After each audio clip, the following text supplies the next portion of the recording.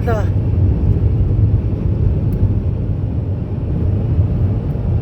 Хатгаад явж байна. Чамдганы тал. Машин байна. Машин. Ийм сайхан тал. Оо тэгшиг. Ийм гоё тал.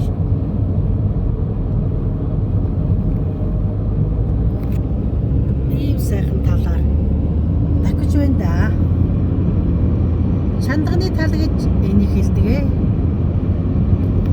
Дэв тэгшгэн талаар. Гадаадд явж байхад яах вэ? Ингээд эндээс үсрээд ингээд замын хажуугаар хоёр алхам байр орон сууцсан байдаг. Яагаад гэвэл газар нутгийн хувьд жижигхэн газартай хүн амттай байдаг юм шүү дээ. Энэ зэро юу?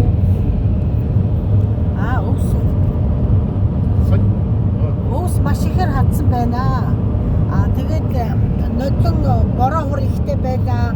Хаас айгүй сайхан ус гараад айлууд өөрсдөө усаа хадаад энэ өвснөд одоо ингээд зарагдсангүй.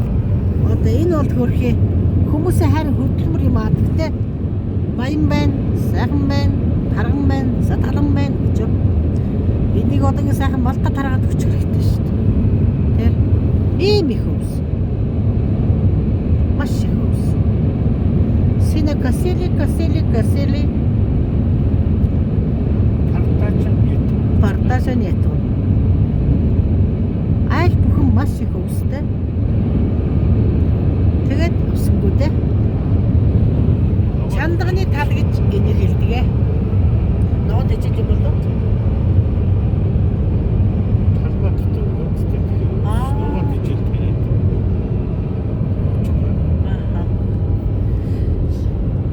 Сайхан талдаа ирлээ гэж. Одоо Хинтээ аймаг орох гэж байна. 3 сарын өмнө Дулаан орн руу энэ замаар баруун тийш явж илаа. 3 сарын дараа ирлээ. Маш сайхан байна. Сэтгэл санаа сайхан байна. Агаар хамарлуу цөм гээд орж байна. Хамрыг цөм гээд онгоолгож байна. Уушиг тэлж байна. Уушиг юу тэлж билээ?